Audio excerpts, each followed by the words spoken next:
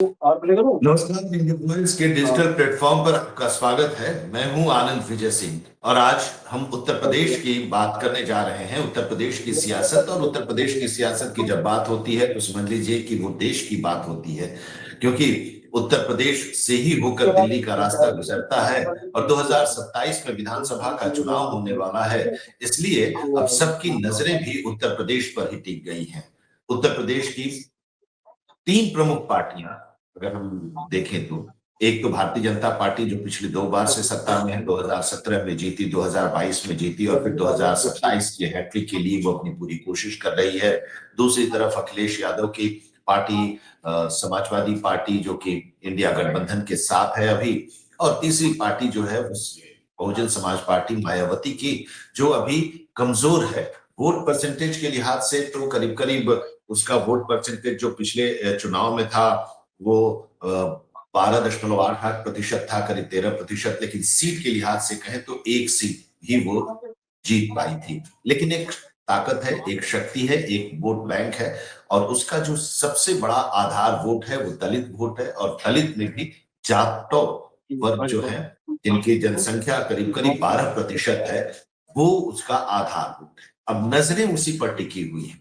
2024 में समाजवादी पार्टी ने पीडीए का एक फॉर्मूला लाया था, पिछड़े, दलित और अल्पसंख्यक का, और दलित वोटों का एक चंक जो है वो उनके पास आया था 2024 के लोकसभा चुनाव के दौरान, और उसका फायदा भी मिला था। जो सर्वे है, जो CSDS टाइप जो सर्वे एजेंसीज हैं, उन लोगों ने जो सर्वे किया था उसके आधार पर उन लोगों ने बाइफरकेट किया था कि जाटो वोट बीएसपी को 44% मिला था, 25% इंडिया गठबंधन को मिला था, 24% एनडीए को मिला था। गैर जाटो में खींचतान लगी थी और 56% वोट गैर जाटो, दलित का जो गैर जाटो वोट परसेंटेज है वो 56% इंडिया गठबंधन को मिला था, 29% एनडीए को, और 15% पर बीएसपी आकर टिक गई थी। इसी को अपनी तरफ लाने के लिए 2027 के का जद्दोजहद चल रहा है। भारतीय जनता पार्टी श्री गुरु रविदास महाराज समरसता संकल्प अभियान की उसने शुरुआत की है वाराणसी से, प्रधानमंत्री के कंस्टिट्यूएंसी से।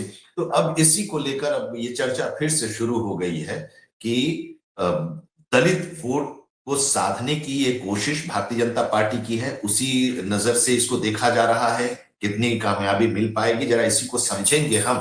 हमारे साथ आज जुड़े हुए हैं इंडिया वॉइस के पॉलिटिकल एडिटर अनिल शाही जी। अनिल जी, बहुत स्वागत है, नमस्कार। अब बताइए, जरा समझाइए कि 2027 की सियासत का मंच तो सज चुका है, अपने अपने हिसाब से सारे लोग बैटिंग और बॉलिंग कर रहे हैं, फील्डिंग कर रहे हैं, लेकिन ये जो कार्यक्रम यही तो शुरू करते हैं प्रधानमंत्री के कंस्टिट्यूएंसी से, वाराणसी से जो कार्यक्रम भारतीय जनता पार्टी की शुरू हो रही है, 4 महीने तक ये चलेगी। संत रविदास महाराज समरसता संकल्प अभियान, तो इसको उस ब्रैकेट में देखा जाए, दलित वोट को साधने की रणनीति के तौर पर जरा आप समझाइए इसका मतलब क्या है, और इस वोट बैंक को लेकर उत्तर प्रदेश की सियासत। देखिए, सामाजिक समरसता का आनंद जी जो आपको बताएं कि संघ ने सामाजिक समरसता की बात शुरुआत तो आजादी से पहले कर दी थी। 1942 में ही एक अंतरजातीय विवाह हुआ था महाराष्ट्र में, जिसको लेकर काफी हो हल्ला मचा, लेकिन उस समय के संघ के प्रमुख और बाकी संघ के लोगों ने, दत्तोपंत ठेंगड़ी जो सबसे अधिक इसके हिमायती थे, उन्होंने इसकी बड़ी वकालत की थी, और उसके लिए उन्होंने बाद में काम भी किया और मजदूर संघ की स्थापना की, और बहुत काम उन्होंने श्रमिक, जो माना जाता था उस दौर में कि जिसको आज हम दलित का नाम देते हैं, जिसमें बहुत सारी जातियां आती हैं, जो बहुत ही माने कह लें कि आप बिलो पॉवर्टी लाइन जीते, तो उनको लेकर वो पहले से संगठित करने की योजना उनकी रही है और चलती रही है। लेकिन जब चुनाव आते हैं तो सामाजिक समरसता की बात अक्सर सभी दल करने लगते हैं। वर्तमान में यूपी की स्थिति ये है कि BS4 के बाद बीएसपी ने दलित वोट बैंक पर एक तरह से एकाधिपत्य जमाया हुआ था। जो कि अब टूटता हुआ नजर आ रहा है। पिछले चुनावों में, पिछले 3 चुनावों से धीरे-धीरे उनका ये ग्राफ कम हो रहा है। अब उस वोट बैंक में सेध लगाने की तैयारी सत्ता दल, बीजेपी गठबंधन और समाजवादी पार्टी जो उनका गठबंधन है, वो दोनों की अब एक हिमायत है कि उन्होंने पीडीए गठित किया, जिसमें दलित पर जोर था। अल्पसंख्यक को वो पहले से साथ लेके चल रहे थे और पिछड़ा और अति पिछड़ा तो उनका अपना वोट बैंक है ही है। तो दोनों दल अपने तरफ से दलितों को, या यूं कहें सामाजिक समरसता के सिद्धांत पे चलते हुए एक दूसरे को प्रभावित करने की कोशिश कर रहे हैं। दोनों चीजें हैं। एक तरफ जहां मैं समझाना चाहूंगा, समाजवादी पार्टी साफ हिंदुत्व को अपनाना चाहता है, तो दलितों को और अति पिछड़ों को साधने की कोशिश समरसता अभियान के माध्यम से बीजेपी करना चाहती है। और इसमें वोट का संतुलन जिसकी तरफ बड़ा होगा, वो जीत के का हकदार होगा। तो इस व्यवस्था में अभी एक अभियान आज से शुरू हो रहा है, वाराणसी से शुरू हो रहा है, उसमें राष्ट्रीय अध्यक्ष जी भी जा रहे हैं। तो उस अभियान की सफलता कितनी होगी, कितनी नहीं होगी, और इन दोनों दलों के बीच में भीम आर्मी, चंद्रशेखर आजाद कितनी सेध लगाते हैं, ये सब देखने वाली बात होगी आनंद जी। ये यही है। अब इसको उसी पर्सपेक्टिव में देखा भी जा रहा है कि इस तरह की जब कवायद होती है जो आप समझा रहे हैं कि भाई इसका मतलब तो है, भले आप सामाजिक समरसता की बात करें, लेकिन उस सामाजिक समरसता में जाटों और गैर जाटों वोट ही है, दलित वोट ही है जिसको खींचना है। मायावती कमजोर है, ये आप बता भी रहे हैं, और पिछले कई चुनाव से हम लोग देख भी रहे हैं कि किस तरह से 17, 22 और फिर 24 का लोकसभा चुनाव मायावती का आधार वोट टूटता जा रहा है, और उसी आधार वोट को अपनी तरफ खींचने की दोनों तरफ से, कि अगर सॉफ्ट हिंदुत्व का के हिसाब से यही है ना कि सॉफ्ट हिंदुत्व के हिसाब से अगर कुछ हिंदू वोट इधर से उधर जा रहे हैं तो उसको कंपनसेट करने के लिए हम इधर से भी एक रखें। हर कोई अपनी अपनी रणनीति चल रहा है।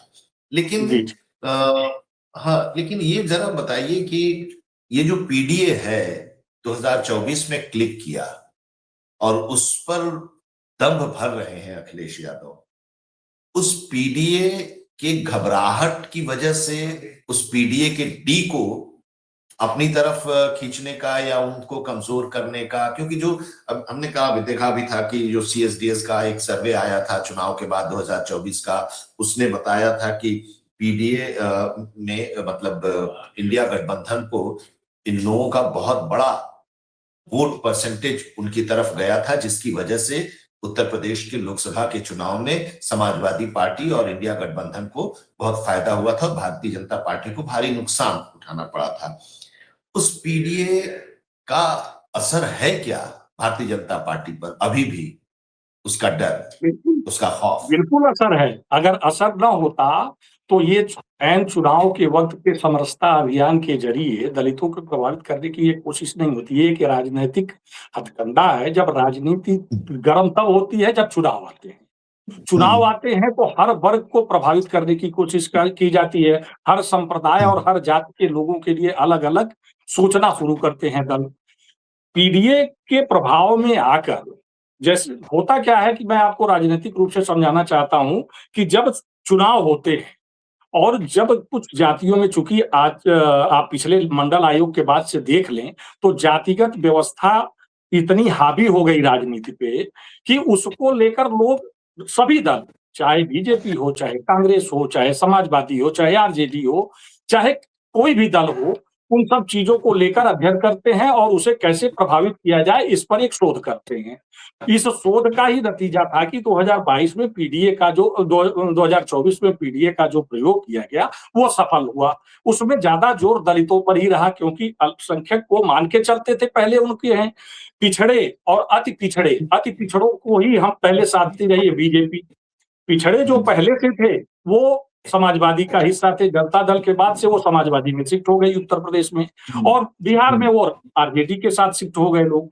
लेकिन जो अति पिछड़ा वर्ग था, जिसमें केवट आते हैं, लोहार आते हैं, बड़ई आते हैं, बाकी ऐसे लोग जो थे वो बिखरे हुए थे, उसको साधने की कोशिश की बीजेपी ने और उनको अपने साथ आत्मसात कर लिया। उन लोगों का साथ मिला, तब जाके बीजेपी का कुनबा इतना बड़ा हुआ कि अपने दम पर भी सरकार बनाने की स्थिति में थी, लेकिन उन्होंने अपने दलों का प्री अलायंस वोट के साथ ही अपनी सरकार बनाई, चाहे वो प्रदेश में हो और चाहे देश में हो। अब क्या है कि जब दिखाई दे रहा है कि दलितों का कुछ प्रतिशत विपक्ष के साथ जा रहा है, तो एक समरसता अभियान के जरिए उसको जोड़ने की कवायद और कोशिश की जा रही है। हालांकि ये विचार तो संघ का पहले से था, जो भाजपा को भी आत्मसात करके इसको पहले से काम करना चाहिए था। पार्टी में तमाम पदों पर इसका ध्यान रखा गया है कि इसकी वजह से जो दलित वोट बैंक हैं या अति पिछड़े वोट बैंक हैं, वो उनके साथ जुड़े रहें। लेकिन अब वर्तमान परिस्थितियों में जब सत्ता को लेकर अब हर वर्ग में, हर जाति में आक्रोश उभरता जा रहा है, तो उसको साधने के लिए और कौन-सी हथकंडे अपनाए जाएँगे, किस हिसाब से उसको प्रभावित करने की कोशिश की जाएगी, क्या दलित समाज बीजेपी के साथ आएगा, बीजेपी गठबंधन के साथ आएगा, एक प्रश्न चिन्ह तो ज़रूर है, बदली हुई परिस्थितियों में, क्योंकि पहले दलित ने साथ दिया, ज़्यादा प्रतिशत दलितों का बीजेपी गठबंधन के साथ रहा है, पिछले चुनाव को छोड़ दें। तो अब देखते हैं ये होगा कि राजनीतिक विश्लेषक या बीजेपी के या फिर समाजवादी के, यूपी के लिहाज से हम बात कर रहे हैं, इसलिए 2 प्रमुख दल हैं। कांग्रेस उसमें अपने आप को बहुत प्रभावी ढंग से प्रस्तुत कर रही है, जिसकी वजह से वो रिक्त उनके बीच आ रहा है, समाजवादी पार्टी से वो आधे-आधे की बात कर रहे हैं। वो इसीलिए कि उनको लगता है कि जो दलित उनसे छूट गए थे, जो बीएसपी के साथ चले गए थे, वो दलित अब कांग्रेस के साथ आ रहे हैं, हमारा वोट बैंक मजबूत हो रहा है, इसीलिए वो उनसे नेगोशिएशन के लेवल पे इस तरह की बात कर रहे हैं कि हमको आधी सीटें चाहिए।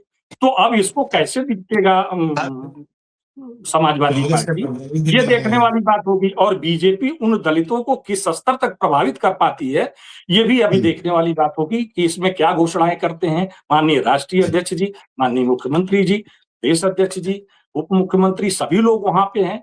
क्या समरसता को लेकर कौन-सी स्ट्रैटेजी अपनाई गई है, उसमें अब जब चीज़ें सामने आएँगी, आज से जब अभियान शुरुआत होगी, तो उसमें क्या-क्या चीज़ें आ रही हैं, उस पर हम फिर से विश्लेषण के लिए बैठेंगे। आनंद जी। जी बिल्कुल। और एक चीज और देखिए, फॉर्मूले जो बनते हैं वो फॉर्मूला एक चुनाव में क्लिक करता है, उसके बाद फिर वो क्लिक नहीं, जैसे कि मायावती ने एक फॉर्मूला निकाला था ब्राह्मण और दलित का गठबंधन का, और उसके बाद वो क्लिक किया था, उनकी सरकार बनी थी, सतीश जी उनके साथ थे। पीडीए का फॉर्मूला आया, पीडीए का फॉर्मूला क्लिक हुआ और भारतीय जनता पार्टी को बड़ा सेटबैक दिया इंडिया गठबंधन ने 2024 में। तो ये 2027 में भी क्लिक कर सकता है क्या अभी, या कुछ नया फॉर्मूला आएगा?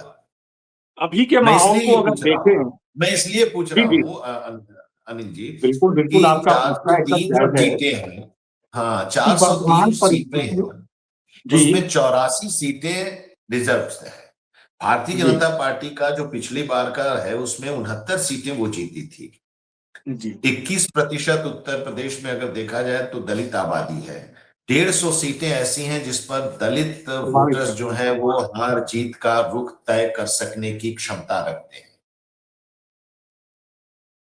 दलित आबादी नो डाउट कि सेकंड लार्जेस्ट आबादी है आपकी। 21% लोग हैं और 150 सीटों को वो प्रभावित करते हैं, जिसमें से 64 सीटें ऑलरेडी रिजर्व हैं। लेकिन तमाम सीटें 84। ऐसी भी रिजर्व हैं जो आपको हम बता दें कि वहाँ सवर्ण ज़्यादा है, फिर भी वो हाँ। रिजर्व है।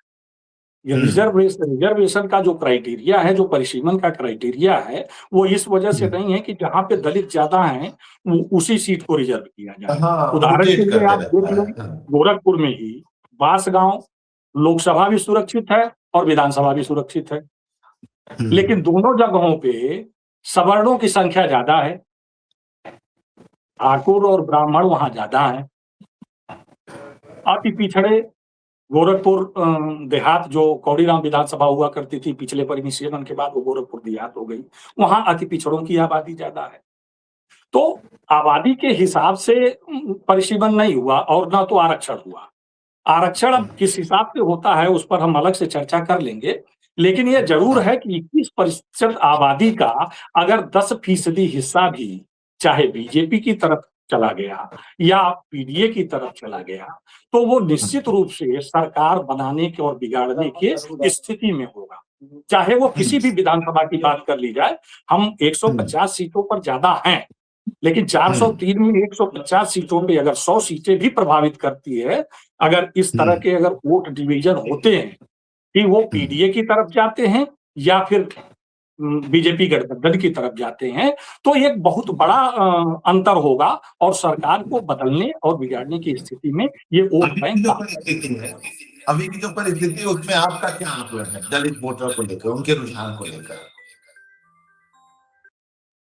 देखिए, पिछले 3 चुनाव में उनके रुझान में बीजेपी गठबंधन के साथ ही दलित वोटर गए हैं और उसका एक फैक्टर ये भी रहा है कि जिसके वो वोटर माने जाते रहे हैं, जिन्होंने आधिकारिक रूप से वो बहुजन समाज पार्टी के पाले में रहे हैं, तो उनके झुकाव को देखते हुए वो वोटर भी ज्यादातर बीजेपी गठबंधन के साथ ही गए थे। लेकिन पिछले चुनाव में यह प्रतिशत दूसरी तरफ खिसका है और इस बार वो और ज्यादा खिसकने की उम्मीद है। इसीलिए बीजेपी समरसता अभियान लेकर आई है और उसमें दलितों को जोड़ने के लिए अलग से यह अभियान चलाना चाहता है।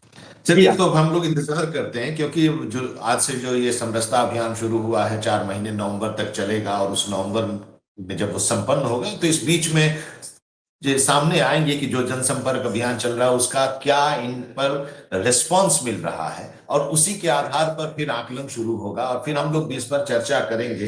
बहरहाल दलित मैं एक चीज वोटर। कहना चाहूंगा आनंद जी जी जी इसमें जी जी कि ये जी। सामाजिक समरसता अगर सिर्फ चुनाव के अलावा सामाजिक समरसता हमेशा के लिए अगर चले तो इसका परिणाम कुछ अलग होगा, क्योंकि समय समय पर सामाजिक समरसता की बात होती है, उसको साधने की बात होती है, लेकिन जब चुनाव आते हैं तभी सभी दल साधने को जाते हैं और इसको लेकर जो अपना दलित वर्ग है या जो उपेक्षित वर्ग जिसको आप कह सकते हैं, मैंने ऐसा है नहीं, वर्तमान दौर में कोई उपेक्षित नहीं है, सबकी बराबर की भागीदारी है, लेकिन जो समझा जाता है या जिसको कहा जाता है उनको अगर साथ लेकर चलने की कवायद हमेशा से हो तो शायद ये स्थिति चुनाव के दिनों में ना आए कि सामाजिक समरसता किसी को चलाना पड़े और किसी को पीडीए का नारा देना पड़े। ये स्थिति कभी नहीं आनी है। तो गुण दोष के आधार पर लोग वोट करेंगे। मैं चाहूंगा कि राजनीतिक दल इन स्थितियों में आए कि उन्हें जातिगत और सांप्रदायिक स्थितियों में न घुसना पड़े, बल्कि उनके गुणों, विकास की व्यवस्था आदि पर चुनाव लड़े और देश को आगे बढ़ाने के लिए आगे आए। बिल्कुल, और यही सही तस्वीर भी होनी चाहिए कि जब हम आज 1947 में देश आजाद हुआ और 2026 में जब हम बात कर रहे हैं तो फिर उसी पर बात हम कर रहे हैं, उसी जातिगत समीकरणों पर और वर्गत समीकरणों पर। तो इससे हटकर भी अब बात होनी चाहिए कि हर वर्ग के लिए संपन्न होना चाहिए, उनको सुविधा मिलनी चाहिए और किसी एक वर्ग और इस सब को लेकर चुनाव नहीं लड़ना चाहिए। और चुनाव में एक फैक्टर और मैं कहना चाहूंगा, अगर समय हो तो मैं डिस्कस कर हाँ, कर लीजिए। 2022 के चुनाव में 123 सीटों का आंकड़ा जो अगर कभी आप उठा के देखेंगे तो जिनमें जीत का और हार का अंतर 2000 से लेकर 7500 तक रहा है, जो बहुत कम है और यह चिंता का विषय सत्ताधारी दल के लिए था उस समय भी। ये अलग बात है कि सरकार बन गई, लेकिन उस पर विचार करने की बहुत जरूरत है, जिसमें 25 सीटें तो ऐसी थी जो 1000 से कम के अंतर में की थी। तो वो अंतर जो था, उस अंतर को बांटने के लिए दोनों दल अब लगे हुए हैं, क्योंकि दलित वोट ही ऐसा है कि जो अब इधर से उधर खिसकने की स्थिति में है। लेकिन बीजेपी का डर जो है, क्योंकि उनका जो कोर वोटर है वर्तमान दौर में, जो पेपर लीक या अन्य कई मामले हैं जिसको लेकर वो भी खिसकता हुआ नजर आ रहा है, इसलिए इनके लिए ज्यादा जरूरी है और ज्यादा मेहनत करने की जरूरत होगी, ऐसा मेरा मानना। राजनीतिक रूप से उनको ज्यादा मेहनत की जरूरत है। बिल्कुल, नए वर्ग को अपनी तरफ खींचने की जरूरत होगी और अगर कहीं से डेंट लगता है तो वो उसको मैनेज करे। अपनों को भी सहेजना है, नया वर्ग भी मिलाना है और अपनों को भी सहेजना है, वो सहेज के रखना है। ये बहुत बड़ी चुनौती है, बहुत बड़ी चुनौती है और इस चुनौती का सामना वो कर रहे हैं, रणनीति बना रहे हैं और उसी के आधार पर अब ये अभियान भी चल रहा है। बहरहाल जब अभियान की शुरुआत होगी वाराणसी से तो फिर क्या संदेश दिया जा रहा है उस पर फिर हम लोग आगे चर्चा करेंगे। लेकिन बहुत शुक्रिया अनिल शाही जी, इस राजनीतिक संदर्भ में इस अभियान को समझाने के लिए, उत्तर प्रदेश की जो अभी वर्तमान सियासी हालात हैं उसके बारे में बताने के लिए कि अगर दलित जो है, दलित वोटर्स जो हैं वो कितने महत्वपूर्ण हो जाते हैं चुनाव के समय। और ये हम अंदाजा लगा सकते हैं कि वाराणसी से जो अभियान शुरू हुआ उसमें भारतीय जनता पार्टी के राष्ट्रीय अध्यक्ष से लेकर उत्तर प्रदेश के मुख्यमंत्री और प्रदेश अध्यक्ष और हर बड़ा जो नेता है वो वहां पर मौजूद है। तो ये इसके महत्व को समझाने और उसकी भारतीय जनता पार्टी की चिंता को समझने के लिए भी काफी है। बहुत धन्यवाद। हम आगे भी इस पर चर्चा करेंगे, जरा और चर्चा है, जब इस पर और चर्चा होगी और बातें जब बाहर निकल कर आएंगी इस अभियान को लेकर तो उस पर और विस्तार से हम लोग बात करेंगे।